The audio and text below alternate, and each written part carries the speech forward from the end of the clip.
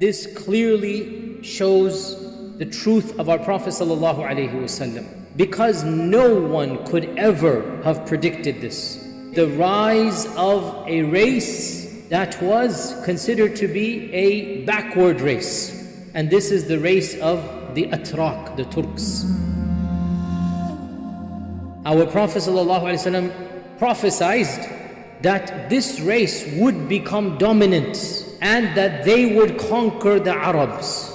Now, who are the Atrak? The Atrak are a group of races who originate in what is essentially Mongolia and the Caucasus Mountains, that region. Contrary to popular misunderstanding, the modern Atrak, the people of Turkey, are not from that land of Turkey. They are from far more east than that. They are from a land that is what is now, we call it Turkmenistan. And the Atrak came from there and they eventually conquered what is now modern Turkey. And it was called Turkey because the Atrak came there. Before they came there, it wasn't called Turkey. And the Arabs never interacted with them by and large. The Arabs hardly interacted with any race other than the Sassanids and the Byzantine Empire. For our Prophet ﷺ in Medina to predict that that far away race is going to rise up and eventually dominate, what is the Ottoman Empire other than Turkish, right? This is one of those miraculous predictions. And by the way, these ahadith were compiled centuries before the rise of the Ottoman Empire. You will find manuscripts written in the 2nd, 3rd, 4th century predicting the rise of the Atrak, and the Turks rose up 500 years ago, that's it. And there are many, many ahadith. The most famous amongst them, the Prophet ﷺ used alliteration. Alliteration means he said things that sound the same and they have a level of eloquence. Utrukul atraka ma tarakukum. Leave the Turks as long as they leave you. Because when you will fight them, you will lose. And they will win over you. And that is exactly what happened. So the rise of the Osman tribe, Osmanli, Ottoman is the children of Osman. And our Prophet ﷺ predicted that this empire and this group would become the dominant one. And that is exactly what happened, that when the Turks came, they eventually took over the Muslim land. And in the early part of the 16th century, 15 or so, they requested from the final remnants of the Abbasid Empire to hand over the Khilafah to them. And so they then acquired the Khilafah. And from around 1500 CE up until 1927, as you know, the Ottoman Empire was the Caliphate of Muslim lands. And it was the only empire that claimed to be the Khalifa that were non-Arab. Another prediction also related to the Ottoman Empire is just as bizarre.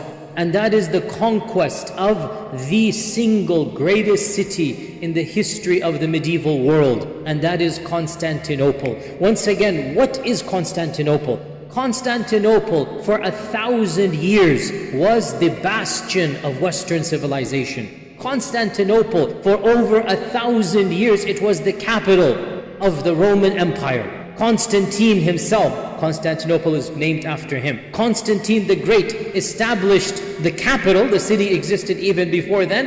And for 1,300 years, it remained the capital of the greatest empire known to man up until that point in time. And that was the great Roman Empire. And Europe was nothing at the time. Europe was a backward land. Europe was barbarians at the time. Even Christianity has not spread in Europe when Constantinople was the center of Christendom and of the Holy Roman Empire. And the Prophet ﷺ predicted that the Muslims would one day conquer Constantinople. Again, an amazing prediction. How can a small group of persecuted people in Mecca daydream of conquering Constantinople? But our Prophet ﷺ predicted that. Now, because of this, the Sahaba had it in their minds that they wanted to conquer Constantinople. And in fact, the first Sahabi to launch a campaign to try to conquer Constantinople was none other than Muawiyah ibn Abi Sufyan. When he was barely in his early 20s, he managed to come very close to Constantinople via the navy fleet. As you know, they landed in Cyprus and then they landed on the banks of the Bosphorus, and then they attempted to conquer the city, but it was way too powerful. They laid siege, but they could not. It was simply too powerful for them. And that is why the famous companion Abu Ayyub al-Ansari, he died outside of the walls of Constantinople, and he was buried in an anonymous graveyard The point being that the Sahaba attempted to conquer Constantinople and their eyes were on the prize. Many people wanted to conquer Constantinople, but of course it only happened in the year 1453 by Sultan Mahmud al-Fatih. The Turks say al-Fatih Mahmud. And the conquest of Constantinople changed the course of human history. It marked the end of one era and the beginning of another. It's that big of a deal that the Muslims finally conquered Constantinople, and this was predicted by our Prophet ﷺ. Hadith is in Sahih Muslim that a Sahabi asked Abdullah ibn Amr ibn al-As that which one will we conquer first, Constantinople or Rome? They had heard of Rome. Rome was there, but Rome was not to the power and the level of Constantinople. It was far number 2. And so he said, bring me my book. So they opened up his book, because Abdullah ibn Amr ibn al-As, he would write a hadith of the Prophet ﷺ. He looked it up and he wanted to refresh his memory, and he said, no, the Prophet ﷺ predicted that we would conquer Constantinople before Rome. And subhanAllah, Constantinople 1453. Now, there is a cryptic prediction about Constantinople that kind of sort of throws a spanner in the works. It kind of is difficult to understand. And I'll mention it to you, and let's see if we can get some understanding and leave the rest to Allah subhanahu wa ta'ala. Some ahadith seem to mention that the Mahdi will conquer Jerusalem and also Constantinople. Okay, and that is somewhat problematic because Constantinople has already been conquered, the Mahdi wasn't there.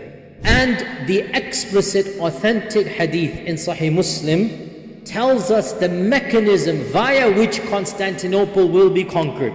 And that is that the Muslims will lay siege for a long time, and they will fall short of supplies, and the himma will be going down until finally they will say, let us do dhikr of Allah loudly, and we will conquer Constantinople via dhikr. And so they will begin chanting the tasbih and takbir and tahmeed, and eventually the walls of the city will begin to shake and the walls will collapse because of the dhikr of the Muslims.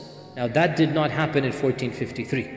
In another hadith we learn that Constantinople will be conquered by 70,000 children of Ishaq. The children of Isaac will help conquer Constantinople. How do we understand this? Allah knows best. But it appears this is talking about another conquest towards the end of times. It appears that a time will come where that land will no longer be considered a part of the lands of Islam. That's not the case right now. But something might happen that those lands are no longer considered the lands of Islam, and so once again there will have to be a reconquest. And so this hadith that talks about 70,000 of the children of Ishaq, who are the children of Ishaq? The Arabs would call the Romans children of Ishaq.